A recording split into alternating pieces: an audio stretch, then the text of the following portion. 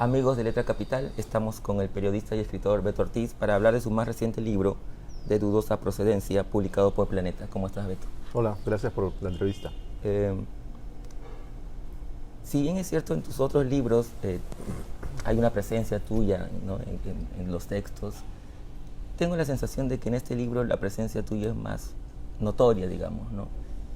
Y también otra cosa que me parece, no sé, me corregirás si no, eh, hay una, si bien también nosotros hay cierta orden, digamos, en la elección digamos, del orden de los textos, aquí veo una cosa más orgánica incluso, ¿no? Uno podría leer los textos como una sola historia. No sé cómo lo planteaste. Bueno, a ver, respecto al primer punto, yo no puedo evitar meterme como tema, ¿no? Yo soy autorreferencial de manera ya incurable. Porque me gusta hablar de lo que conozco, de lo que he experimentado, de lo que he sentido, ¿no? Y porque no tengo imaginación para inventar.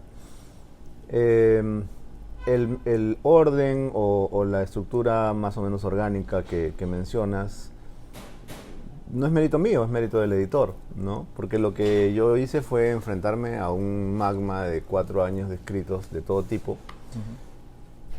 Muchas crónicas, pero también textos de otra índole, porque entre el 2014 y el 2019, que es el lapso que no publiqué el libro,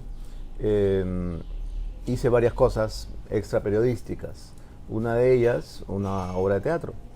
Y los textos de la obra de teatro han sido procesados de alguna manera para convertirse en pequeñas viñetas, ¿no? O escenas sueltas que van contando una historia a lo largo del libro y que van sirviéndole al lector para quizá conocer un poco más a la persona que está hablando, ¿no? A la persona que les está contando a veces escenas de su propia vida y a veces cosas que ocurren en el país y que nos afectan a todos, ¿no? Sí, pues, y que de alguna manera ayudan a esa organicidad, ¿no?, a esa lectura fluida del libro en sí. Probablemente creo que lo que le da la unidad sea una especie de tono, ¿no? Una especie de música de fondo que es más o menos, no sé si melancólica a veces, nostálgica a veces, escéptica, ¿no? Por ratos un poco descreída, pero creo que en modo alguno llorona o autocompasiva, ¿no? Que es algo con lo que he decidido pelear, ¿no? No me gusta cuando el autor se flagela o se conduele de sí mismo. Sí, para hablar un poco de algunos de los textos, hay un texto en el que tú dices, digamos, contando un poco tu experiencia o tu llegada a la televisión, ¿no? Cuando hacías reportajes, que alguna vez tu generación le había demostrado que a través del reportaje también se podía hacer una arte, digamos. Sí, ¿no? claro. Y es verdad, cuando uno repasa tus reportajes, y pensaba que si eso tenía que ver en alguna medida con tu paso previo por la prensa escrita. Bueno, de hecho, para mí fue fundamental comenzar en la prensa escrita porque creo que solamente un periódico le puede dar a un periodista la formación básica que necesita para desarrollarse en cualquier otro medio, porque todo parte de la palabra. Si un periodista no domina la palabra, está frito, ¿no? Y yo veo a muchos periodistas que no tienen la menor idea, ¿no? Veo periodistas en televisión que dicen comisaría, ¿no? O dijistes. Leo periodistas en diarios, o por ejemplo en los que se dedican a poner, por ejemplo, los títulos o los banners en los noticieros, son analfabetos funcionales, ¿no? Tú descubres a veces unas faltas que son escolares, ¿no? Entonces, para mí fue extraordinario poder empezar en una redacción como la del Comercio, que fue donde comencé, y además comencé en Policiales, que es como digamos, la fragua perfecta para un joven periodista, ¿no? Y a eso sumarle que empecé como reportero de Policiales o como practicante de Policiales en la época del terrorismo, ¿no? Entonces yo salía acompañando a un redactor ya senior, a literalmente destapar muertos, ¿no? A levantar el periódico para ver el muerto de hoy.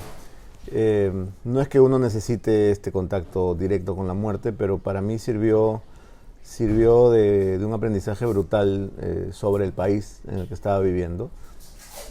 Y también un aprendizaje en lo que a batallar con las palabras se refiere, porque ahora ya, digamos, 30 años después, me puedo sentar ante un teclado y seguramente algo saldrá, ¿no? Pero en ese momento, cuando todavía escribíamos con máquinas, ¿no? Era terrible la angustia de regresar a la redacción y que no te salía un párrafo, ¿no? Y tenías el editor encima y no sabías cómo contar lo que acababas de ver porque estabas probablemente en shock todavía. Yo estuve en prensa escrita poco tiempo, pero creo que el necesario para poder usar el lenguaje decentemente, ¿no? Y bueno, pasar a la televisión probablemente me costó también un tiempo porque es otro lenguaje. Yo comenzaba escribiendo sábanas de texto que luego no había con qué imágenes vestir. Pero sí me ayudó a quizás mirar el reportaje de televisión como una pequeña obra de arte, ¿no? Aunque pueda sonar pedante, porque para preparar un buen reportaje yo cuidaba mucho las imágenes que producía, buscaba la música que quería, buscaba el tono que quería, la manera como la iba a contar. No quería diferenciarme del clásico reportero de noticiero que dice citado nosocomio y dudosa procedencia, ¿no? Entonces sí, en esa época... Incendio dantesco. Claro, dantesco siniestro. En esa época había reporteros memorables, ¿no? Como Bruno Olazábal o como el propio Álvaro Pérez Luna en su época de gloria, como Elsa Úrsula, como Roxana Cueva, que hacían que la competencia fuera intensa, ¿no? Y todos queríamos, obviamente, tener la mejor nota del domingo. Entonces, sí, nos pulíamos, ¿no? Nos hacíamos nuestra chamba, hacíamos la tarea. No digo que ahora no la hagan, pero no veo un esfuerzo en que la calidad de los textos o en que el cuidado de las imágenes sea el que teníamos un par de décadas atrás.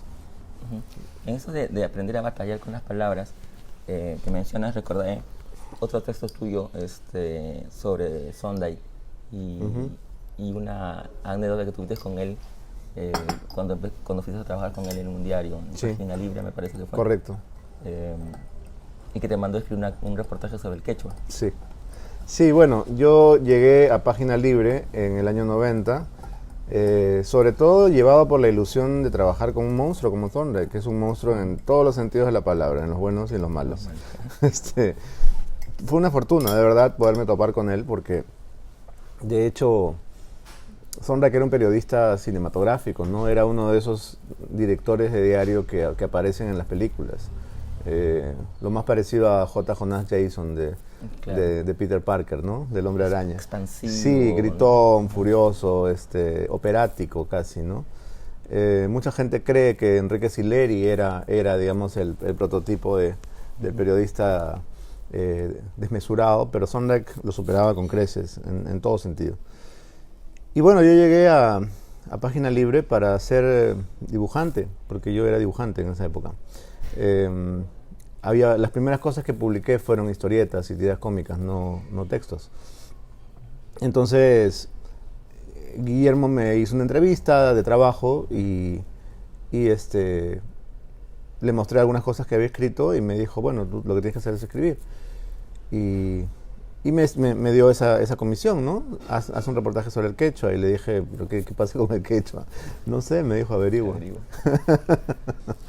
Y sí, salí airoso del reto y escribí el reportaje sobre quechua, y me quedé como redactor del suplemento dominical buena parte del tiempo que duró ese diario, que fue fantástico como centro de creación, ¿no? Porque había gente, pues, que venía mucha de la literatura, ¿no? Yo he tenido la suerte en Página Libre de codearme con Jorge Pimentel, con Enrique Veraste, con Eloy Jauregui, con Quique Toño Sánchez Cisneros, Hernani. con Quique Sánchez Hernani, sí, pues con plumas de peso, ¿no? Y, y eso hacía que las reuniones de redacción, ¿no? Los comités fueran muy ricos, ¿no? En ideas, en historias, muy divertidos, ¿no? Y por supuesto, claro, la bohemia paralela que todavía existía en ese tiempo, ¿no? Ahora ya no existe, ¿no? Los periodistas ya ni van a la redacción porque trabajan en su casa. Pero sí, agarré todavía la última fase de este modo de vida, pues, ¿no? Que consistía en que una vez cerrada la edición, todos iban a la cantina, o a veces viceversa, ¿no? Primero iban a la cantina y luego a la redacción, que era fatal, pero también ocurría. Y bueno, me sirvió también casi tanto como haber estado en un periódico, haber compartido con todos estos tipos geniales, pues, ¿no? Que basta escucharlos hablar para aprender. Si tuvieras que resumir en algo, en una sola cosa, ¿qué aprendiste de Sondheim? ¿Cuál fue tu mayor? Creo que trabajar con Sondheim fue un aprendizaje de la obsesión, ¿no? Entendí que era importante que un periodista estuviera obsesionado con su oficio, obsesionado con su tema, obsesionado con su personaje, con su investigación, con encontrar el dato que falta, el documento que falta, con que la pesquisa sea a veces policial, detectivesca y más que eso, ¿no? Aprendí que no importaba amanecerse en la redacción rehaciendo un texto hasta que quedara bien, ¿no? No te olvides que vengo de una época en la que no existía el backup, ¿no? Claro. No existía, tú no podías volver a la memoria de tu computadora y rescatar un texto, claro, porque estaba en el papel, tú ibas donde el director te lo rompía en la cara y ya no existía. Entonces, como decías en esa crónica, escribir de nuevo realmente era escribir de nuevo. Era escribir de nuevo, desde cero, porque no tenías ni siquiera tus notas en la compu, ¿no? Claro. Y además esa sensación de que alguien a quien tú de algún modo veneras, ¿no? Porque, o sea, Sondheim, que era el autor del caso Banquero, no era cualquier hijo de vecino, ¿no? Claro, o sea, yo había estudiado en la universidad con los libros de Sondheim. Entonces era como... Además ya había sido director de la República. Había sido director de un montón de cosas ya, ¿no? Entonces era como ir a trabajar con Ricardo Palma, con Sebastián Salazar Bondi, o sea, no era cualquier cosa. Y bueno, sí, me tocó muchas veces rehacer, reescribir. Siempre he sido el último que entrega, ¿no? El último que cierra la edición, el último que edita su reportaje en la tele. Por eso, ¿no? Porque me volví obseso y porque no me quedaba contento con el resultado.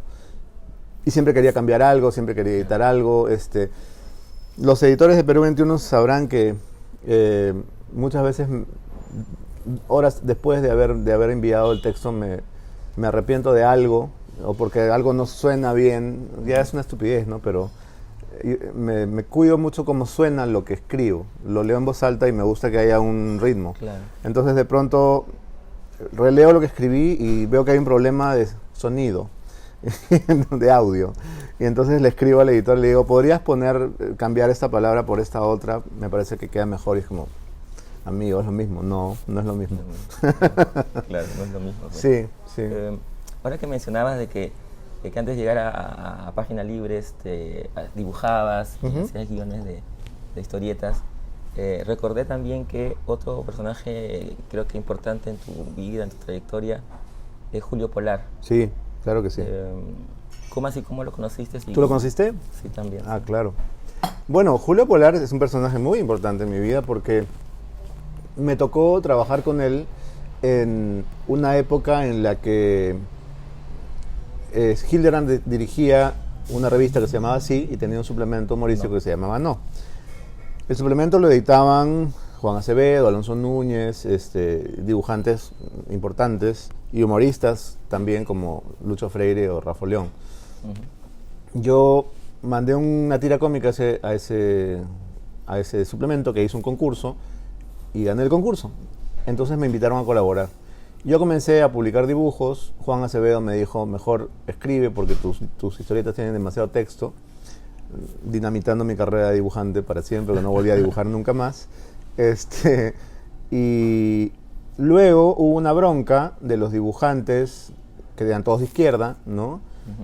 Con Hildebrandt. No me acuerdo del tema, me acuerdo que era una bronca política.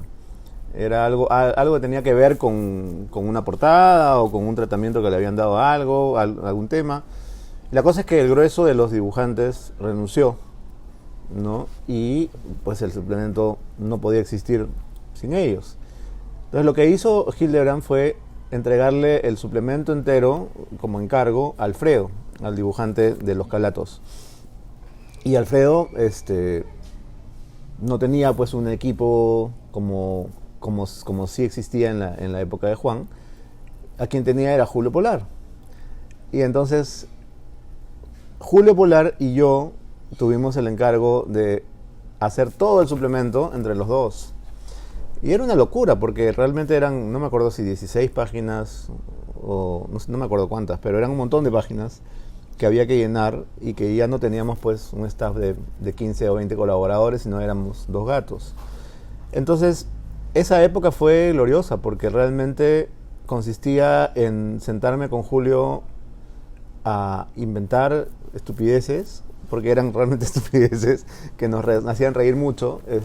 Algunas ideas se me ocurrían a mí y Julio las dibujaba, algunas las dejaba como texto, y realmente pues nos las ingeniábamos para suplir el trabajo de más gente, ¿no? Entonces hacíamos horóscopos, hacíamos avisos clasificados, hacíamos cartas del lector, pastrula y media. Pero nos divertimos muchísimo y yo aprendí mucho porque además Julio, primero, era un tipo cultísimo, era un tipo que había leído un montón y gracias al cual yo conocí autores que no hubiera conocido en la vida.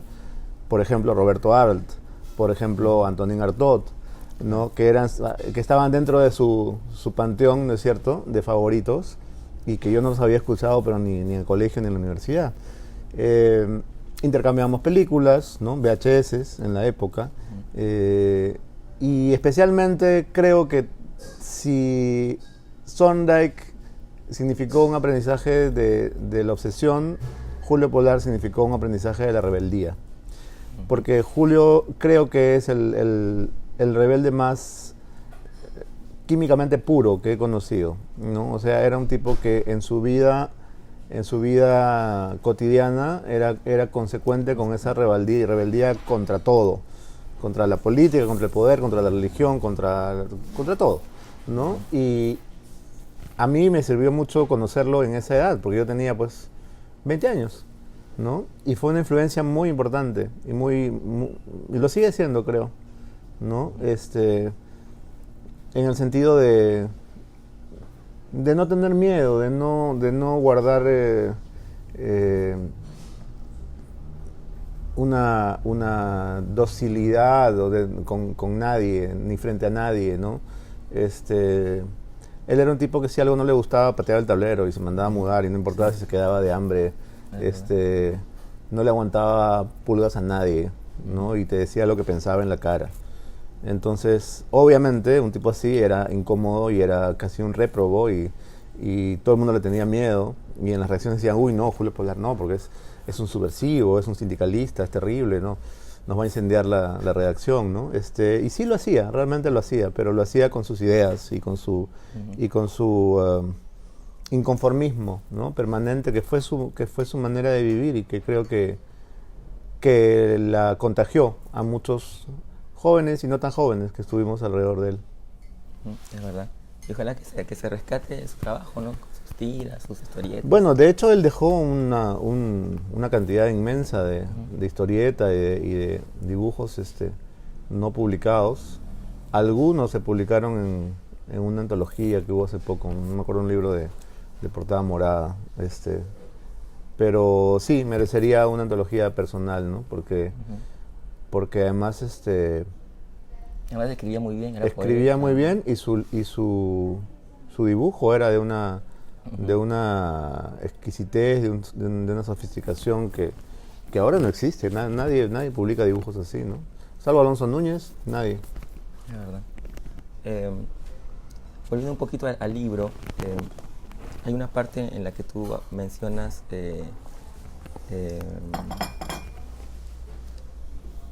digamos, hablas de las relaciones y hablas de la soledad, ¿no? Y hablas de una búsqueda de la soledad elegida, digamos, ¿no? Más no del abandono. Lo cual también me hace pensar, no sé si tiene relación o no, con esta búsqueda permanente de explorar diversos registros, digamos, ¿no? Empiezas en la prensa escrita, escribes muy bien, pasas a la televisión, haces reportajes, luego haces programas más de magazines, haces otros programas tipo El Valor de la Verdad, conduces un noticiero. Tiene que ver un poco con eso, con esa búsqueda de digamos, constante movimiento. Tiene que ver con el aburrimiento, que podría ser el título de mis memorias, ¿no? Tiene que ver con el aburrimiento. Lo que pasa es que me canso rápidamente de las cosas, de las chambas, de los encargos, de las personas, de las ciudades, de los departamentos. Estoy siempre... ¿Viviste en un hotel en una época, creo? Sí, viví en un hotel, en el hotel, en el Casino Fiesta, que está en la esquina de Benavides con Alcanfores, frente a Vivanda. Ya, sí. Porque pasó que Panamericana me propuso hacer Buenos Días Perú y yo no tenía casa en ese momento. No, o sea, le dije, ya, lo hago, pero busquen dónde vivo. Y entonces me consiguieron esta suite muy simpática, un dúplex, en un piso alto, 17 creo, que tenía kitchenette, sala, comedor, baño de visita y luego una escalera de caracol y una cama king maravillosa. Y lo genial de vivir en hoteles es que tú levantas el teléfono y te traen lo que quieres, ¿no? O sea, lo que quieras, toalla, comida, café, trago, tiendan la cama, lo que quieras, ¿no? Entonces es el paraíso. Y viví ahí todo el tiempo que duró Buenos Días Perú. Pero volviendo a la pregunta, sí, tengo una especie de permanente, no sé si, es como que me pican los pies, como que quiero ya cambiar rápido de todo, ¿no? Probablemente tenga que ver con probar cosas nuevas, ¿no? Con estar en permanente mutación, en permanente mudanza. Nunca duro más de 3 años en un departamento. Yo no tengo casa en Lima, tengo casa fuera de Lima. Pero obviamente no vivo mucho en esa casa porque tengo que trabajar en Lima. Pero si me mudo, estoy feliz en un lugar y luego me canso y ya quiero otro lugar. Lo mismo con los trabajos, lo mismo con las personas.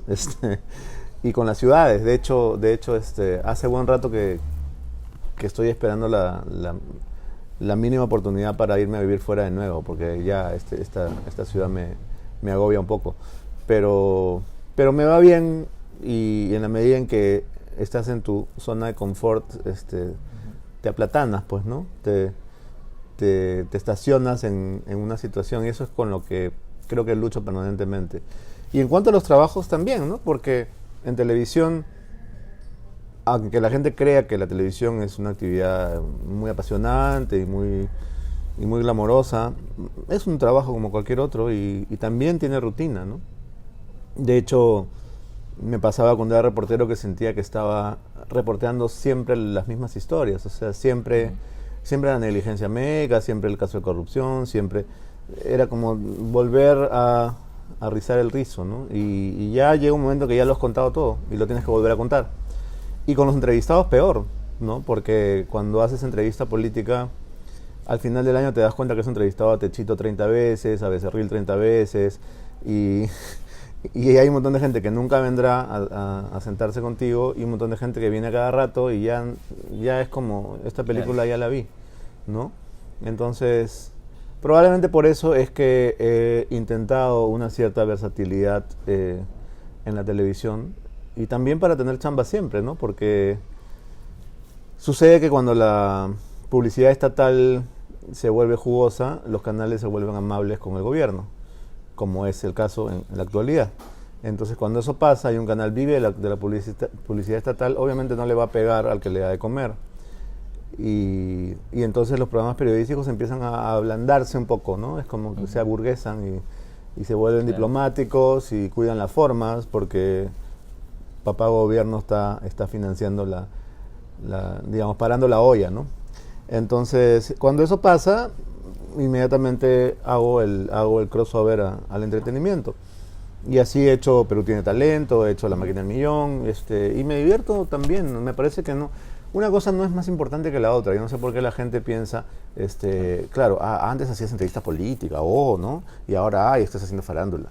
Cuando realmente la farándula y la política, para mí son la misma vaina, ¿no? Sí, a veces se pone a pensar, claro, tiene... Muchas veces una entrevista con Susy Díaz es más honesta que una entrevista con un congresista. Aunque a veces Susy Díaz es congresista, pero bueno. Claro, es verdad. O políticos que aparecen en las páginas de farándula. Sí, les encanta, les encanta. Además, cuando hacen reuniones sociales, los políticos invitan a la farándula, invitan a la gente de la tele y les encanta salir en Circo Beat, ¿no es cierto?, al lado de los famosos. Entonces, creo que es lo mismo, ¿no? Porque finalmente las noticias de la política también casi siempre tienen ese lado medio chismosón y farandulero, ¿no? Acaban envueltos en escándalos de la misma índole al final, ¿no? Es verdad. Muchas gracias, Beto. Ha sido un placer Gracias estar a ti. contigo. Qué rápido. Podríamos estar horas conversando. Amigos, estuvimos con Beto Ortiz, con el que hemos conversado sobre su libro de dudosa procedencia, publicado por Planeta, y que ya lo pueden encontrar en librerías. Yo se lo recomiendo mucho.